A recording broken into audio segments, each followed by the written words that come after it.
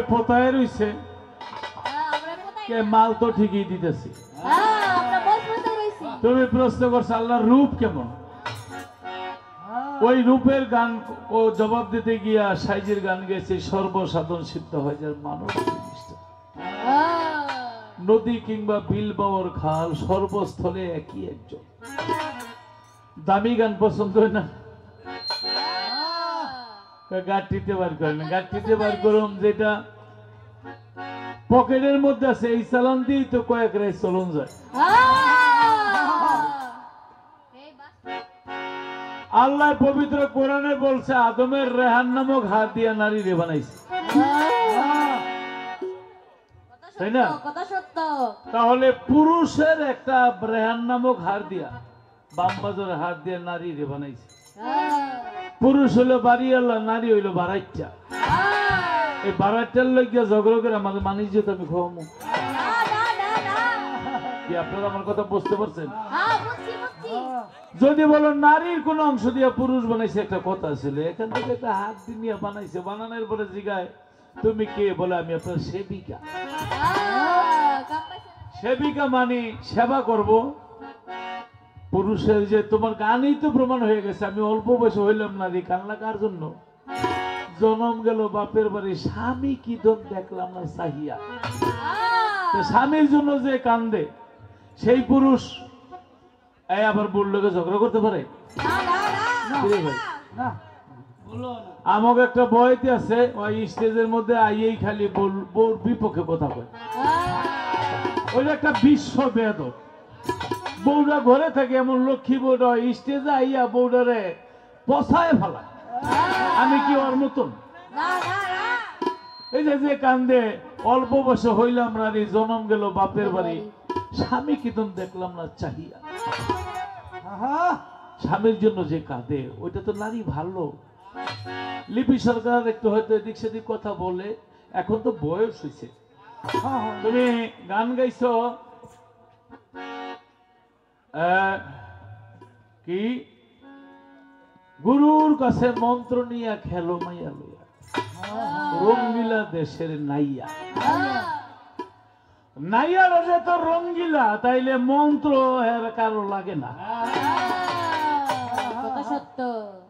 তুমি যদি দাসকা নাইয়া কইতা, একটা কথা ছিল, নাইয়া যে তো রঙ্গিলা, রঙে রং মিলায়, মন্ত্র শিখায় কি? আছে প্রেম নদীতে কতই মধু, রসিকে জানে।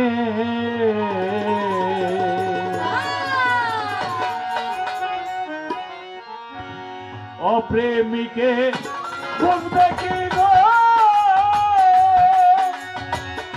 লিপি সরকার প্রেমিকের সঙ্গ দিলে আছে প্রেম নদীতে কত মধু, রসিকে জানে। আছে প্রেম নদীতে কতই মধু, আমার মহিন চান জানে।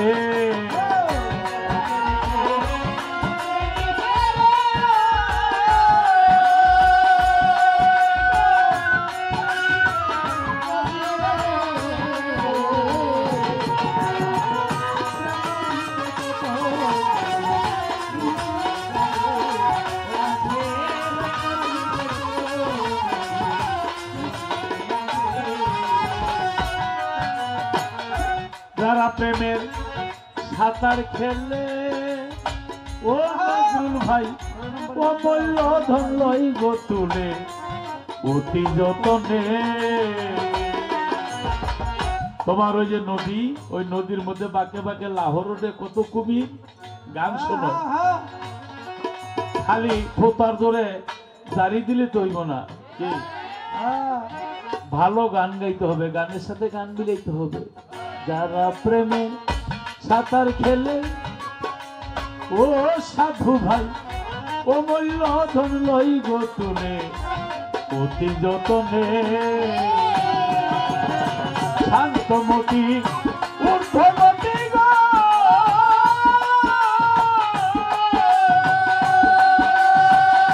লিপি সরকার বলতে না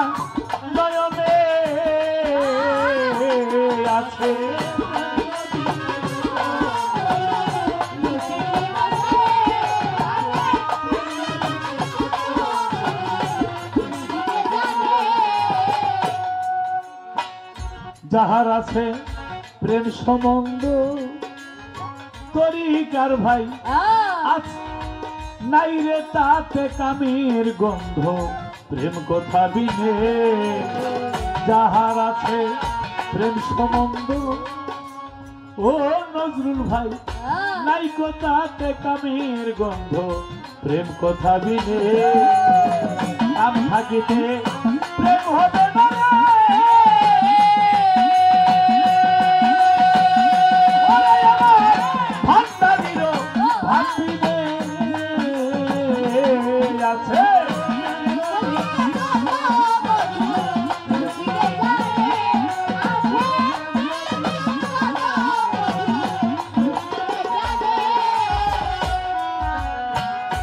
আমার প্রেমে একই ভাণ্ড এই দেহেতে আছে তাতে আজব কাণ্ড বলেই সামনে আমার প্রেমে একই ভাণ্ড হয়েছে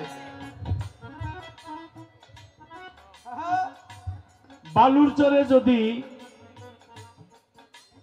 চরে 10 কেজি চিনি ভিক্ষা দিয়ে যদি লতিফ সরকার খাও বালু যেমন চিনি তো এরকম বালুই খাবো না চিনি খাবো একটু 10,000 ভিতরে ছেড়ে দেন চিনি গুলো খাবে একটা বালু খাবে না তোমার বালু তোমার চরের মধ্যে থাকবে আপনার 5 তলা বাড়ি বাথরুমের কমোডের মধ্যে পিঁপড়া আচ্ছা ও কি গু খায় ময়লা খায় কি খায় আপনার যে ডায়াবেটিস হয়েছে না আপনি যে প্রস্রাব করছেন এই প্রস্রাবের মধ্যে সুগার আছে চিনি আছে ওই চিনিটা খায় এইভাবে গান গাও কেমনে কেমনে চিনি খাইতে হইব কি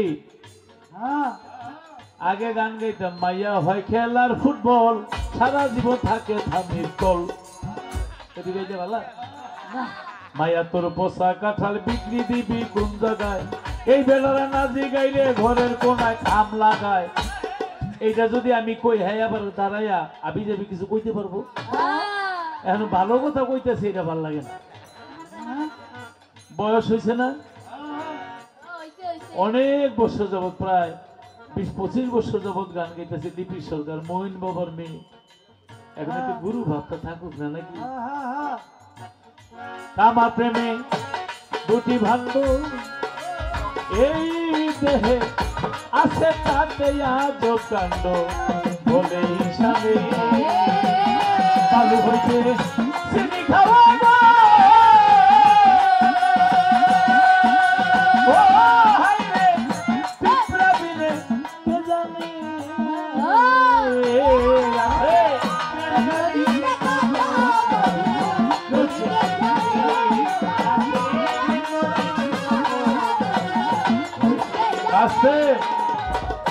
বয়স 56 একটা জিনিস দেখছি ভালো জিনিসের বিকল্প নাই লাগে 100 টাকা কেজি দুধ খাইব 30 টাকা কেজি ভেজাল দুধ খাইব না আসলে গানটা আমি যতটুকু দেখছি মন দিয়া সুর দিয়া প্রেম লাগাইয়া গাইলে মানুষ খুশি হয় ক্ষণিকের জন্য অনেক বাজে কথা দিয়ে আনন্দ করা যায় কিন্তু এটা বেশিক্ষণ টিকে না লিপি সরকার একজন জ্ঞানী শিল্পী আজকে দেখি এই নারী পুরুষ পালাটা কতটুকু সহিশুদ্ধ ভাবে আমরা গাইতে পারি কি একালি গলা 40 টাকা সিল্কা কোনোদিন খায়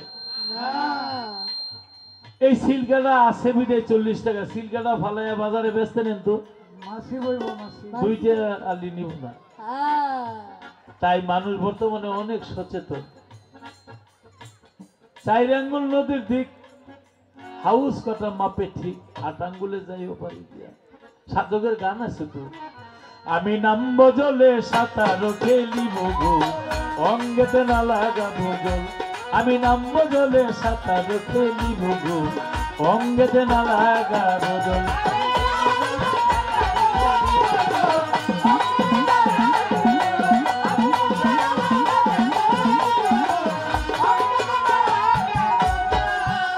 আমি বেগুন হইয়া সান পাকাবো নাচবো হারি চল বেগুন হইয়া সান পাকাবো নাচবো আমি লাঠি হইয়া জাল ফেলিব রে আমি লাঠি হইয়া জাল ফেলিব রে বিক্রি হইয়া জানছে নিবরে নারীর আগুনে কি করবে বল অঙ্গতে না লাগাবো বল আমি নাম বদলে এই তো গিট্টু লেগে গেছে জলে নামবো সাঁতার খেলবো জল লাগবে না মনের মতো লাগছে না কিন্তু যারা গুরুর কাছে মুড়ি দিয়েছে আমার তরিকার ভাই বোন যারা তা আচ্ছা গান গাই আবার একটু দেখাই দিই এটার ভিতরে পানি আছে নাকি উক্ত করলে পড়বে মুখটা ভালো করে মেরে এই মুখটা যে ওখানে তো পড়ে না ওই যে আগে যারা আম হ্যাঁ গোনা পড়ছে তরিকার গোনা পড়ছে কেন পড়ে নাই ওই আগে পড়ছে দেখো মুখ খোলা আর যারা মুখটা লাগাইলে সেগুলো পড়ে নেই আচ্ছা একটা সময় মুখ খুললে দেবো তারপরে পড়বো না কোন সময় যদি এই যে ফ্রিজের মধ্যে রেখে দিই আর যদি বরফ হয়ে যায় পড়বো তাই তোমার দেহের মধ্যে একটা ফ্রিজ আছে কিসের ফ্রিজ ওই যে গাইছি শান্তমতি ঊর্ধ্ব গতি গতিটা নিচে রাখো না নিচে রাখো না গতিটা ঊর্ধ্বে রাখো যে আমি হারবো না গুরুর নামটা নিয়ে ধ্যানে থাকো তখন মুখ খুইলা দিলে মরবো না ওইটাকেই বলা হয়েছে নামবো জলে সাঁতারও খেলিব অঙ্গেতে না লাগাবো জল ওরে দেখলে সাইয়া গুতুম বাসে থাকে কাদার জল গুতুম মাছ বাইং মাছ কাদার ভিতরে যায় আসে ওর গায়ের মধ্যে কাদা লাগে না কারণ একটা বিজল আছে এরকম গুরু নামের ভক্তির বিজল থাকতে হবে লিপি রে আজ থেকে 30 বছর আগে আমার এমনই দেখছস ইনশাআল্লাহ আল্লাহর নাম লয়ে গেলাম মইন বাবার নাম লয়ে গেলাম এখনো এমন আছে তুই যত জীবন বাচ্চা থেকে এমনই দেখবি না ইনশাআল্লাহ বিশ্বাস হয় না এখানে অনেকেই লোক আছে লতিফ ভাই আপনি 30 বছর আগে আসার সময় কয়ে যেমন দেখছি এমন হইতো আসলে সাধন ভোজন কিছু জানি না একটাই জানি আমার মইন বাবা যে আদেশগুলি করছে ওই আদেশগুলি মান্য চলি যার কি কয়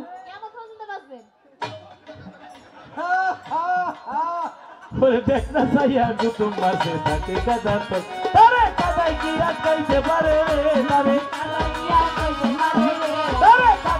আটকাইতে পারে তার গায়ে মাথা ভর্তি বিজল অঙ্গে তো কালা আমি নাম বলে সাথে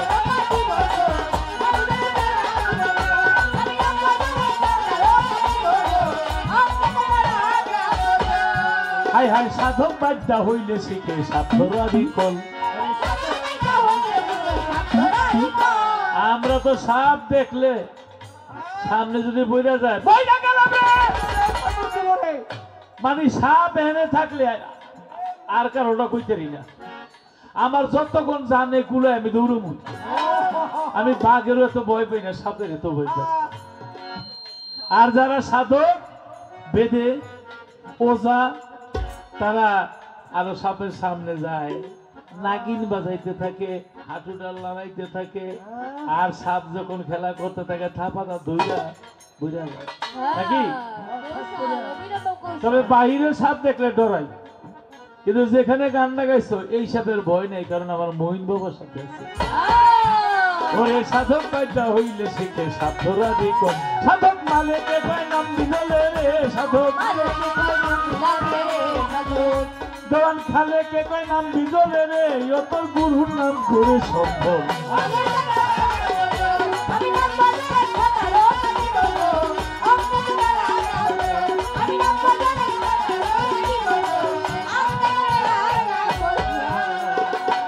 বিয়ার পরে নূর নাই দূর বেটি যারা সাধক এখন নূর দিন দিন বাড়ে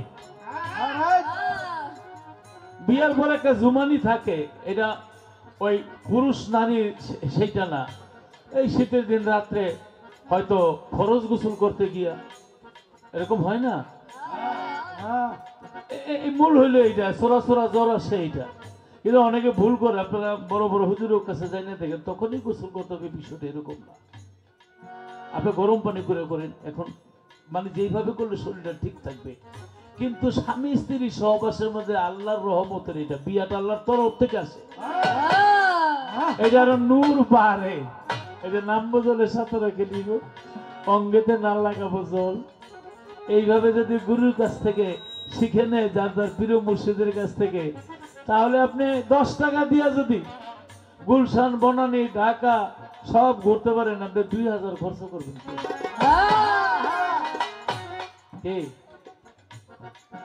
এই ঔষধরা আছে, এই ঔষধরা একজন গুরুর কাছে আছে, শিখে নিবেন গুরুর কাছে।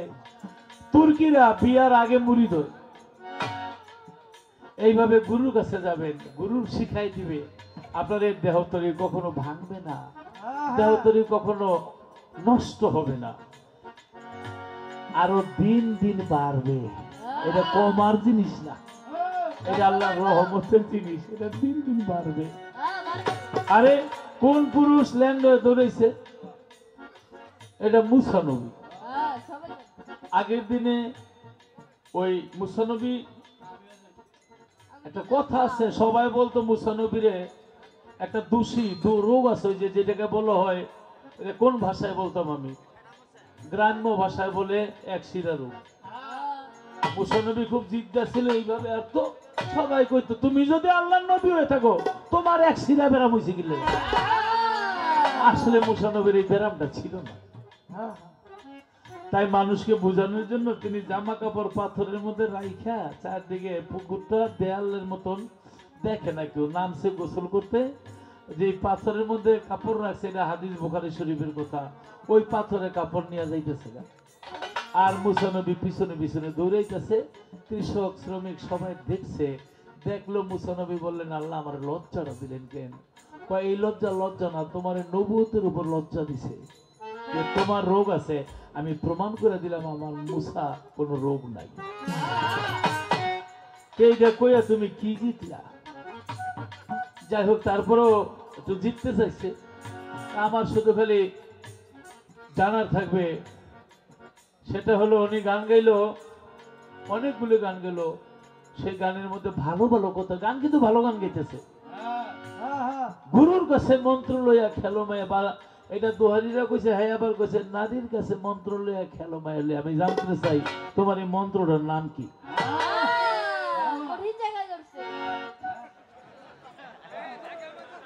যেমন লা ইলাহা ইল্লাল্লাহ 12 অক্ষর, মুহাম্মাদুর রাসূলুল্লাহ 12 অক্ষর, 24 অক্ষর হইল কলেমা। তোমার মন্ত্রের হরফ কয়টা? যেই মন্ত্রটা নিয়ে গেলে সে কোনো কুমিরে পাইব না, বাঘে পাইব না, গুই সাপে পাইব না, দাঁড়াই সাপে পাইব না। এই মন্ত্রটা কি মন্ত্র? আমারটা আমার কাছে আছে, তোমার না দিয়ে মন্ত্রটার কথা একটু শুনি।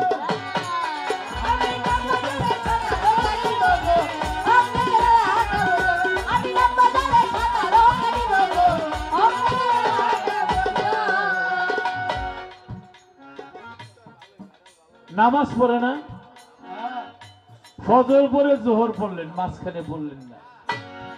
নামাজ পড়া কোনো শব্দ নাই, সূরা পড়ে নামাজ কায়েম করা, কায়েম মানে প্রতিষ্ঠিত করা, হরদম সবসময় চলতে থাকবে,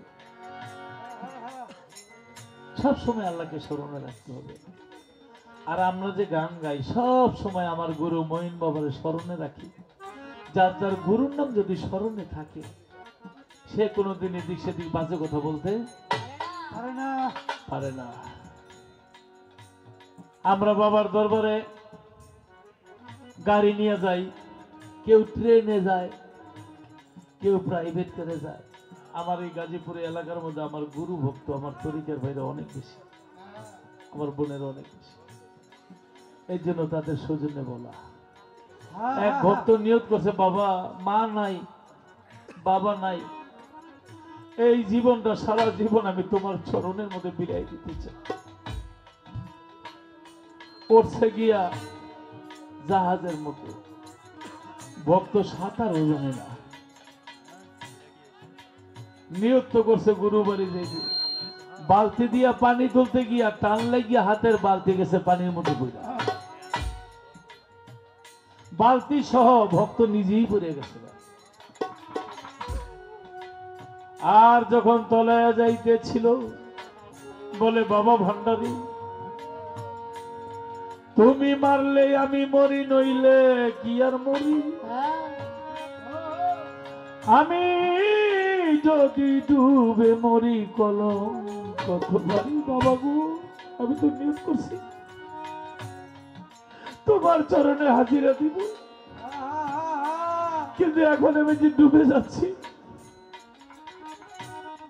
আমি এখন কি করব? আজ আমার বান্ধব কেহ না,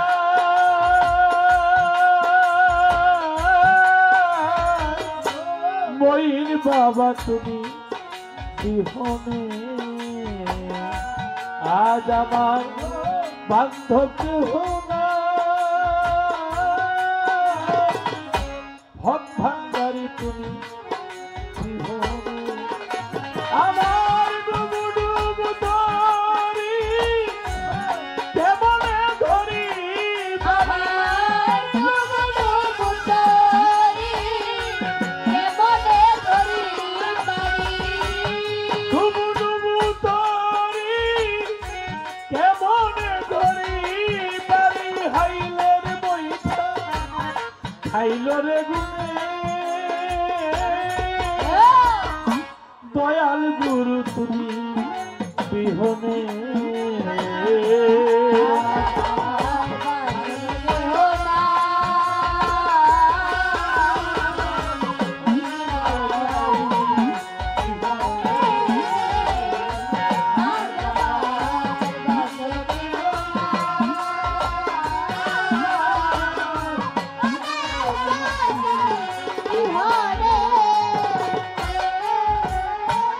আমার হযরত কেবলা